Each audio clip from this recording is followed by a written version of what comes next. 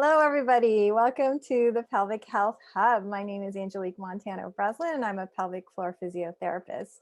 Today, I am with Florence Bowen, and Florence is an osteopathic manual practitioner practicing out of Toronto, Canada. So welcome, Florence, to the Pelvic Dialogue. Hi, I'm so happy to be here. Thanks for having me. Anytime. Maybe we can start by just if you can tell us a little bit about yourself, your practice, what it is that you do, and what it is that you're passionate about. Sure. So you covered it in the intro. I am an osteopathic manual practitioner. And when I'm not in clinic, I'm typically teaching pre and postnatal movement. So I have a strong focus on women's health, pelvic health, and specifically postpartum and postnatal care. I wrote my thesis on diastasis and the effects of osteopathy on DRA. So that's a big passion of mine. I spent like 3 years studying that. So Yeah. even after 3 years, I'm still very passionate about the topic. So I love to use my osteopathic knowledge and really use that to inform my movement with a one-on-one with clients or in a class setting. Nice. And we'll get into a lot more of your research and diastasis, and anybody listening out there, we will be talking about, I guess, a few different pelvic health concerns or issues: diastasis, prolapse, fascia, all that kind of stuff. Yeah. But we'll get to that in a bit. But maybe I think it might be best to start off by just chatting a little bit about what osteopathy is. From my understanding, it's a very holistic type of training that you go through, and the practice itself, you're essentially treating the whole body. So can you tell us a little bit more about osteopathy and some of the techniques and the modalities that osteos use, especially for people that are struggling with pelvic health concerns? Yeah, absolutely. So osteopathy is a distinct manual therapy. So it's just like physiotherapy or OT in the sense that it's hands-on. The treatment itself is all hands-on. Assessment is all hands-on. The big difference is that osteopathic manual practitioners, or OMPs, view the body as one interdependent and integrated whole. So we really appreciate the different systems. So maybe that's like fascial, muscular, the nervous system, circulation, the organs. So we study all of those systems, and then we study how they're really interrelated or dependent upon one another. And we focus on our treatment really focuses on the relationship between structure and function, and kind of that again interrelationship or interdependence of the two. So if a structure is altered, it's not going to function optimally. And our goal is to restore structure, or restore I guess balance in the body, to enable the body to heal itself. So we're really facilitators of healing. Liberating restrictions and easing restrictions. And we do that with different techniques like muscle energy, which is pretty similar to I think active release, myofascial mobilizations, which involves superficial but also deep tactile pressure, and mobilizations of the joints. And we always incorporate some integrative movement or like techniques for homework, which people don't love homework, but that's a big part of my Like practice. So the big difference is like with any type of pelvic health concern, it just might be it's just a different approach. So there might be one little key element that's missing because an osteopathic manual practitioner sees the interconnection between the viscera and the container, like the pelvis itself. Mhm, mhm. Yeah. Yeah, and I think it's a great adjunct to what we do as pelvic physios. There are some pelvic physios that have training in, treating the organs and the fascia around the organs, as you were Hmm. mentioning. But again, the scope of our practice is more limited, and I think the training that you receive as an osteopath treating that aspect of the body in that particular way is a little more in depth, right? Than uh, Yeah. I'll say, some typical basic pelvic health physio training. So I think it's really amazing because it's definitely a different skill set too. Like when you're using, they're all manual therapies, but it's a very different skill set to be treating joints and muscles like the typical physio does versus an osteopath who also treats joints and muscles, but then has that ability to sort of dive deeper into other structures that most physios, or a lot of physios, don't really have that same sort of skill set. So I love having an osteo as part of a pelvic health physio team because they really do work so well hand in hand. Yeah. So on that topic of pelvic health concerns, can you maybe tell us some different pelvic health issues that you've seen in your practice that you've had success with? Yeah, sure. I think first, I would have to stress that it's so important for an osteopathic manual practitioner to work in conjunction with a pelvic floor physio, because that's not within our scope, Yeah. right? So there's so much that you guys do that we can't do, and but together we're able to kind of manage certain symptoms or Mhm. um, manage certain restrictions when we work together as a Yeah. team. So I love working with pelvic floor physios just as much. Just as much. So yeah, I mean, being a proactive, I have been exposed to all sorts of Yeah. different conditions that I personally uh, really didn't learn about until I was out and about in clinic. Yeah. Um, but I've worked with plenty of clients or patients with pelvic organ prolapse, Mhm. constipation, if you want to kind of loop that into pelvic health concerns, Absolutely. or or incontinence, Yeah. diarrhea, fecal incontinence, urinary incontinence, stress urinary incontinence, Mhm. um, and endometriosis quite a bit.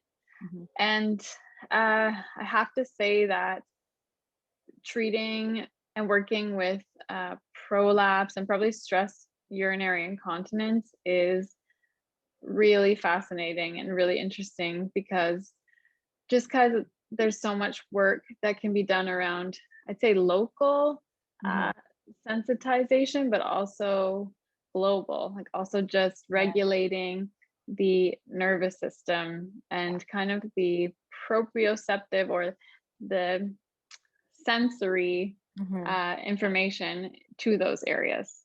Yeah. Oh Yeah. yeah, for sure. That's those are all really big issues, obviously, with pelvic health. Um, I think, and C-section scars as well. I think Yeah, good when it comes point. to osteopathy is like a huge thing that, or any scars really from abdominal surgeries or gynecologic surgeries, like hysterectomies, that sort of stuff. Yeah. I know like osteos are huge when it comes to treating fascia, the integrity of fascia and scar tissue. So for people Mhm. that don't really understand fascia and scar tissue, can you explain a little bit about what that is, and again, how you would approach that as an osteopath? Yeah, Pathopath. sure. Yeah, we definitely, it's our first priority. So anybody who's Hmm. had an abdominal, like any significant surgery, but for the sake of this conversation, an abdominal surgery or a C-section, for example, Hmm. we have a really strong focus on the myofascial system. So fascia itself used to really be, in terms of like the medical world and like typical medicine, Hmm. um, the fascia was kind of just seen as the wrapping paper of the body. So any dissection, the fascia will kind of just be peeled off and thrown to Yeah, the yeah. side. Not given So very much attention. yeah, exactly. Yeah, So now there's so much fascinating research about fascia as our greatest sensory organ. Like fascia is basically an organ on its own, but fascia really is just an intricate webbing of connective tissue. I like to think of it as cling wrap. So it kind of it molds itself to the structures of the body. So whether that be the muscle, the organ, or the viscera, or even the bone itself.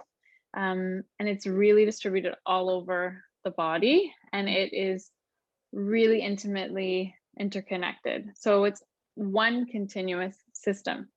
So when you have a disruption anywhere in the body, like an incision would create, or a major abdominal surgery, it creates, I usually explain it as like an anchor or fixation. So once you have a disruption in one area of the fascia, it will create compensations elsewhere.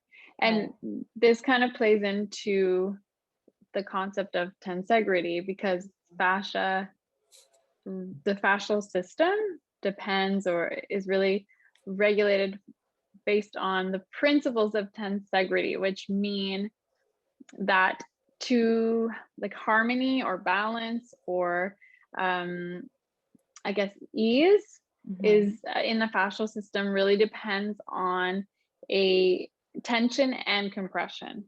So a balance of the two.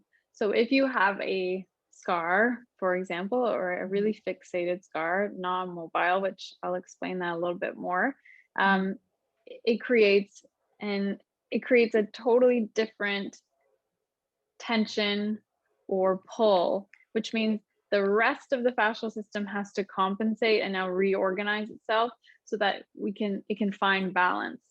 Right. So with a C-section scar, for example, it's not just, it goes through the skin, the adipose tissue, the fascia that surrounds the muscles.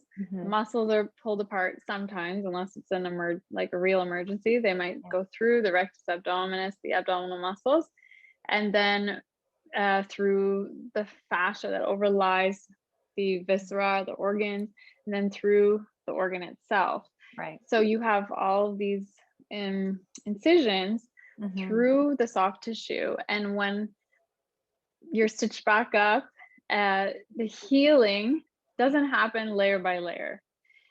And to have full function, or full range of motion or abdominal strength even, we need to have those different layers.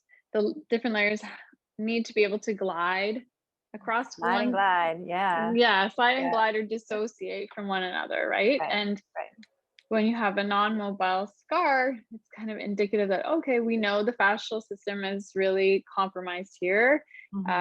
It could be the reason why this person has low back pain, because they're not getting full range of motion, or pelvic girdle pain because they have such a strong anchor, because the scar is just holding them back and they're just not mobile.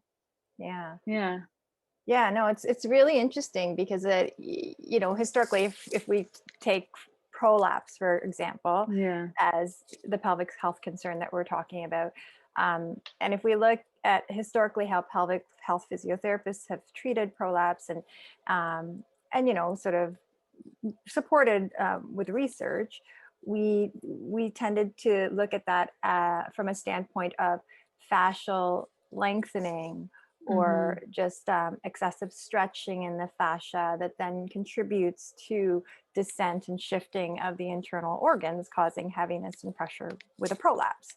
But I think more recently, there's been sort of a shift in that it's not just about that necessarily. There is that component of tensegrity, and how that can also influence how somebody is feeling a prolapse.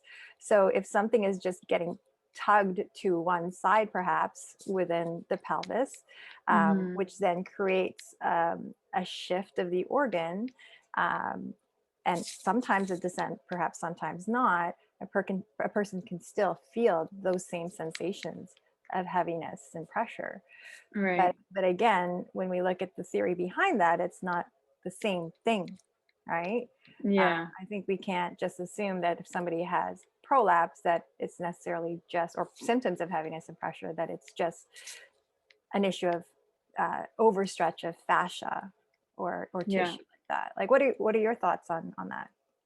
Yeah, no, absolutely. That's like a very new concept, right? In terms of the pelvic health, like it's specifically when talking about pelvic organ prolapse, because the way you explained it is really how I learned it as well, right? Yeah. You just assume that it has to do with laxity, but even a scar from an episiotomy or perineal tear, that's going to create a whole new like anchor again, or you could think of it as an anchor, but that's going to create way more tension, which means now everything has to reorganize itself around that new I guess just that new input of tension. And the fascial system, I think what's so important to know is that the fascia can be manipulated. So it's almost like muscles. It has contractile tissue, so it can contract. It's full and rich of proprioception or proprioceptors, which respond to slow, sustained pressure. So it can mold and it can change over time, which I think is important because I think people think of fascia kind of as maybe in the past it's been thought of as more of just like a passive cling wrap or wrapping paper. You can't do much about, right? Yeah, absolutely. But you can, right? That's why scar mobilization is so important. If you continue with the slow sustained or mobilization, it will respond. And that's what I think is so exciting about this discussion of pelvic organ prolapse being due to tension somewhere, right? It's kind of like it's exciting. It's a whole new way to think of, okay, no, it's almost might be a little bit more comforting because we know the fascia responds to touch or to slow sustained or even vibration, or there's so much that it responds to. It's an active living organ. So yeah, that's really how I see it from an osteopathic lens. And from an osteopathic skill set too, I think it's just so in line with how you can help these people with prolapse, because a lot of your techniques too are often sort of that slow, sustained input to the body, which then can create that change, which is amazing. Yeah, so it's true. And the some kind of neat facts is that the fascial system receives so much input. Actually, most of the fascia is found in the autonomic nervous, or in the autonomic sense, specifically in the viscera. So it's like very rich around the viscera, the organs, or the free nerve endings which supply the fascia are more so in the viscera than anywhere else. And so when you work with the visceral system, or you work in that slow sustained with that slow sustained approach, when you're working with viscera and working with organs, you are having an effect on the fascia, but you're also having a huge effect on the nervous system and the autonomic nervous system. So balancing that sympathetic, fight or flight, and parasympathetic nervous system. Which is so great, especially with pelvic health issues, and more specifically pelvic pain, right? So if you're working on fascia, somebody has scars or a tear postpartum, and you treat that indirectly, you're treating the nervous system perhaps, which can then downregulate that person and actually make a change to their overall pain, which is just so so fascinating. But it's Yeah. just amazing that you can actually tap into more than just one system of the body. Right. So such a useful skill set as an osteo. You can Yeah. really help so many people. Yeah. But I do want to ask you about tensegrity as it pertains to diastasis. So what have you found in your practice when it comes to that? Well, I think I have to kind of, I mean, if you just going back, if you assume kind of that the fascia does respond to slow sustained, Mm-hmm. lots of different input, but slow sustained, the cells in the fascia almost melt and expand. So Mm-hmm. when you know that, you're like, of course, that's how the linea alba stretches so much, or the rectus abdominis increases its length like 115%, and why Mm-hmm. we still see the big change in cross-sectional area or like thickness of the linea alba or interrecti distance even at a year postpartum. So there's Mm-hmm. this slow, super prolonged pressure through and tension through the abdomen. So it is to be expected that the tissue itself, or like the fascial body, is going to really adapt, specifically in the abdominal region, Mm-hmm. which probably explains why 100% of women develop DRA in the third trimester. Like, would be, it's normal. It's a Yeah. normal adaptation. I think in terms of, if you really think of like tensegrity, it, for me, it, if we know there's so much tension through specifically the rectus abdominis, we have to, and like so much pull, we Mm-hmm. know that to specifically, I guess for myself, it's informed me the most in thinking, okay, we used to think it's was a bad idea to create any type of flexion, but Mm-hmm. if anything, now if you apply the concept of tensegrity Mm-hmm. and that pulling through the abdominal muscle, we have to re-educate the muscles, but also the fascia Mm-hmm. into a shortened or shortening position. Mm-hmm. But same with the transverse abdominis. And again, it's encouraging in the way that we know the fascia is responsive, and it might not be an immediate change or response, but Mm-hmm. with time, for sure, you still have more room to, I guess, engage the fascia, create new tension, and kind of Mm-hmm. stimulate that reorganization. I think that also it's important to say, if you've seen those people that have such big interrecti distance, or just a complete, like a very thin linea Yeah. alba, for example, that isn't indicative of like, and still not able to create any type of or control intra-abdominal pressure after Right. stressing the abdominal muscles, or re-engaging the abdominal muscles. That's indicative that like the tissue has changed, Mm-hmm. probably permanently, right? So Mm-hmm. that's like Diane, I guess kind of like what Diane Lee Mm-hmm. suggests, right? With Mm-hmm. a lack of response to any type of tension or compression Right. when it comes to rehabilitating. But I think that's something that needs to be explored a little bit Yeah. more too. I Like, do. yeah, Yeah. DRA and osteo in general, but Yeah. also what if you were to just do fascial work and kind of stimulating and engaging the Right. fascial body?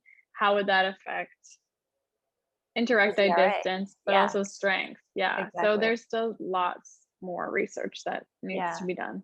I Yeah. I definitely agree. apply that theory, Mm. Yeah. but I haven't done any structured research around it yet. Yeah. No, because I find even clinically with diastasis, it's almost like rebalancing of that whole area Yeah. when it comes to the fascia, not just the diastasis or the linea alba in the middle. Yeah. Um, because, sometimes because of the diastasis, people end up compensating and using other core muscles and other structures around that area.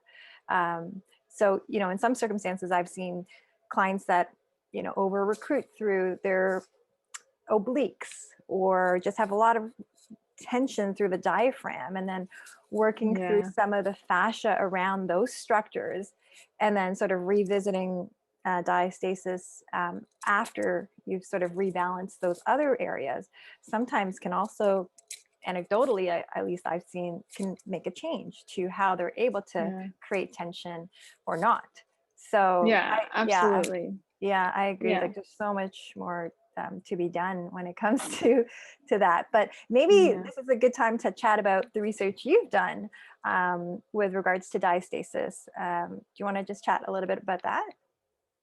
Sure. So, um, I was when I was in school, I was teaching a lot of postpartum, postnatal classes, and I was coming across DRA lots.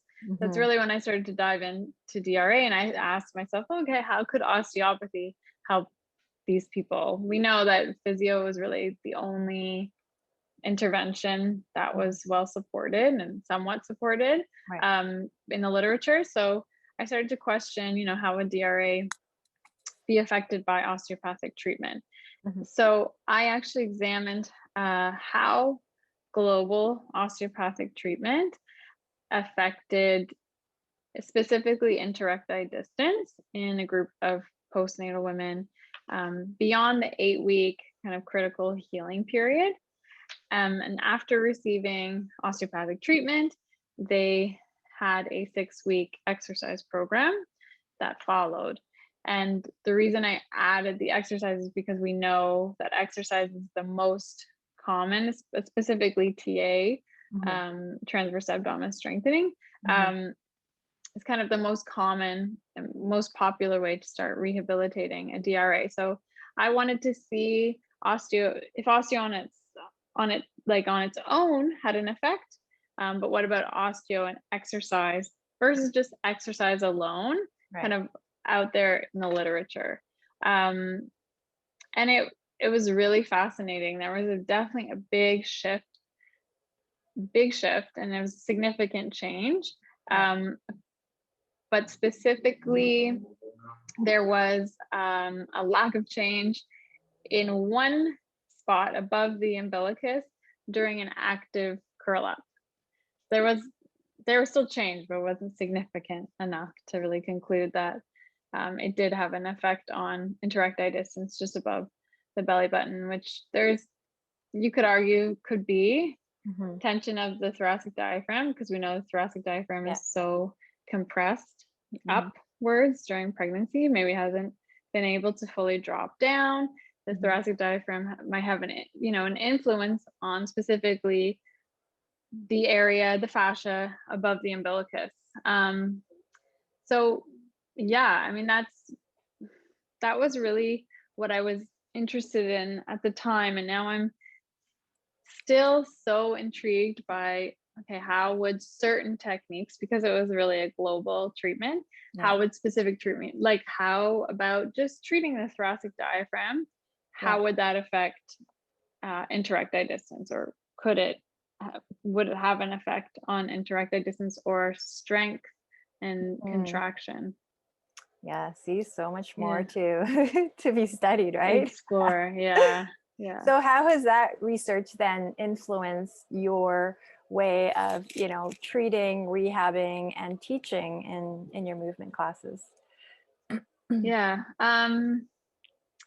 Like you said, I definitely have a very I kind of respect DRA from a more global Yeah. perspective. So, I mean, I definitely always go to the diaphragms, thoracic diaphragm, Mhm. pelvic floor, pelvic diaphragm, but that's why I love working with pelvic floor physios, because I kind of already know Yeah. where that individual's at. And Right. the other diaphragms of the body, it's different. People have different theories of the other diaphragms of the body, like the glottis being one, or the soft Mhm. palate. Mhm. Specifically, we learn about the cranial diaphragm or the tentorium cerebelli. So making sure that those are balanced, that's a big part of treatment for me now post thesis. I always try to do more of a global treatment when it comes to DRA, and when it comes to movement, after studying all of the fascial connections, and how the fascia and the muscles are intertwined, but even the fascia blends into the fascia of the muscular system blends into the visceral system. It's just so complex that it's not, in terms of my movement, I understand that using the extremities, using the arms, using the legs really creates tension through the abdominal wall. Although it might not give the big burn that somebody would want for an ab workout, it still engages the fascia. So there's ways to safely engage and effectively engage the abdominal wall and the fascia of the abdomen with using the extremities, using the arms, using the legs. Doesn't always have to be a lot of flexion. Directed. Yeah. And that's such a good point. And I think also it's important for me, I understand, or I really appreciate that hands-on treatment can really benefit contractibility of like someone's ability to contract their core, feel their core. We know that C-section scars really impact one's ability to really adhered or kind of sticky, immobile scar will affect the abdominal muscles' ability to contract. So you can only get so far. That's where manual therapy is so helpful in conjunction with it. I totally agree. And I think, if you're watching this video right now, and if you have an abdominal scar, if you have a C-section scar, especially if it's a fresh scar, I mean, a simple movement of your arm to extend your arm, or even like bringing your leg back behind your body. I mean, you're not even really doing anything local to the abdomen, but you can feel it. You can feel the tug. You can feel that tension through the scar.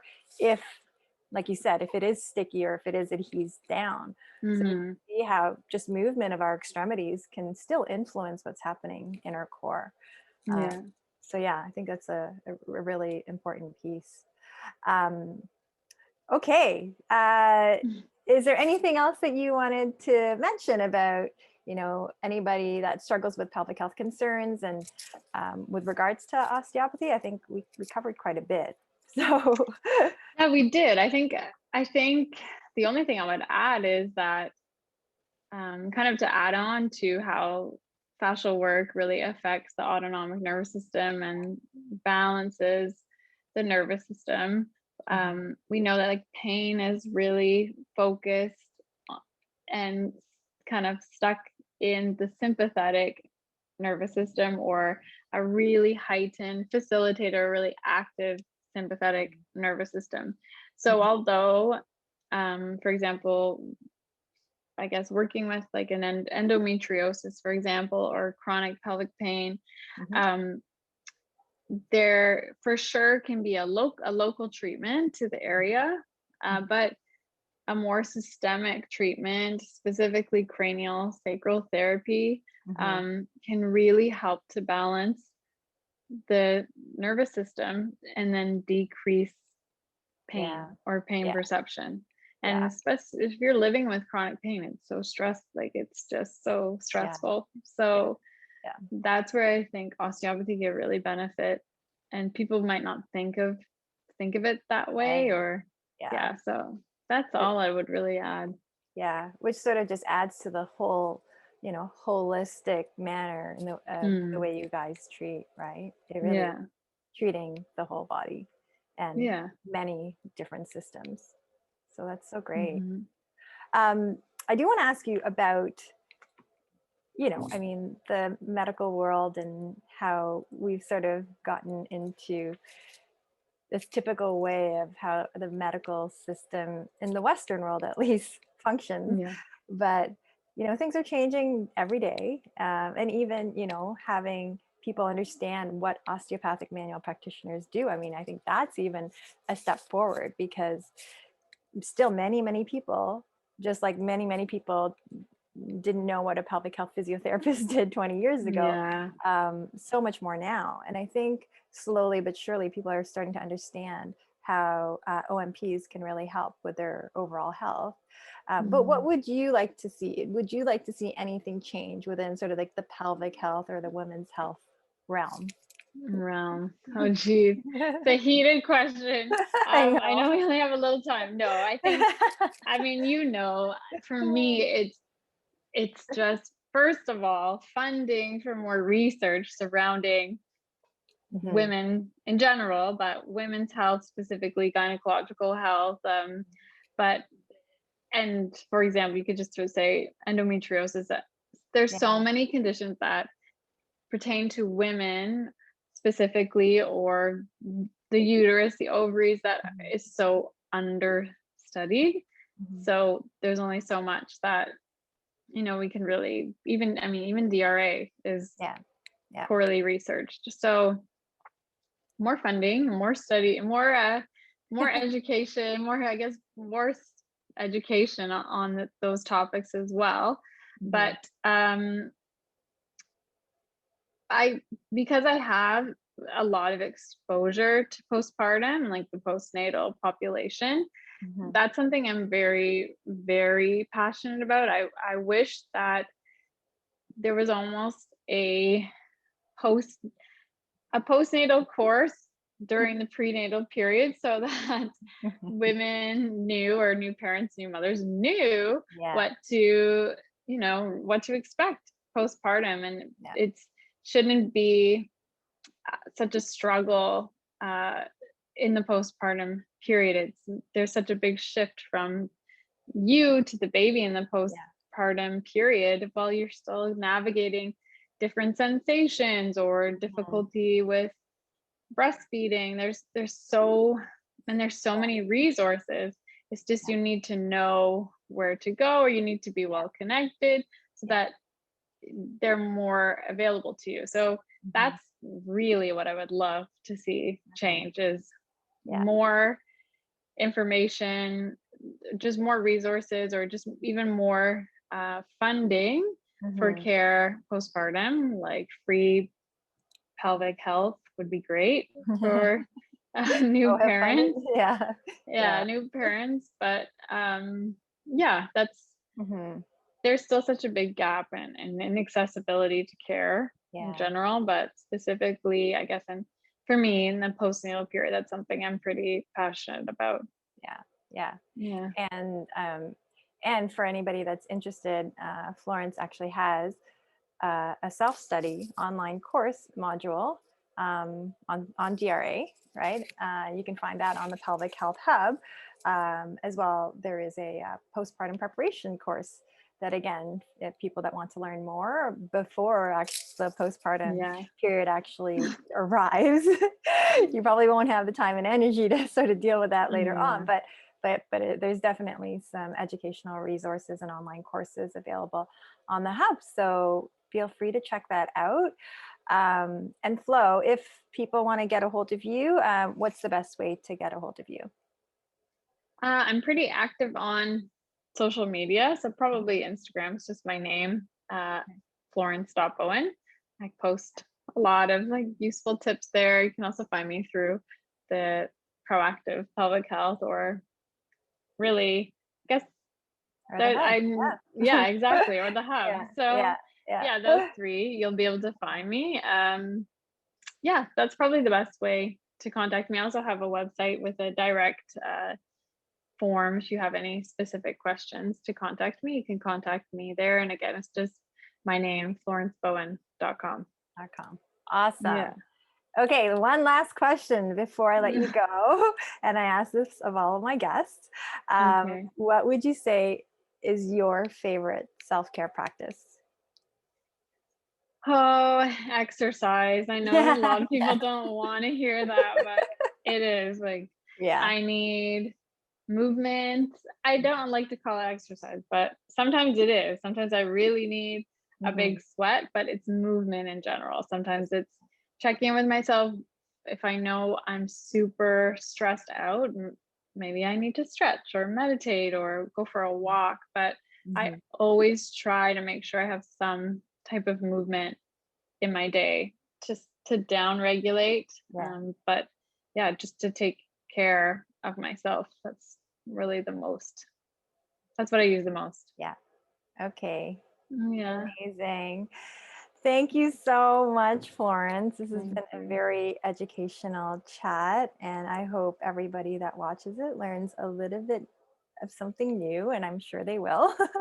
So thanks again for your time. Oh, thank you. And Thanks for having me.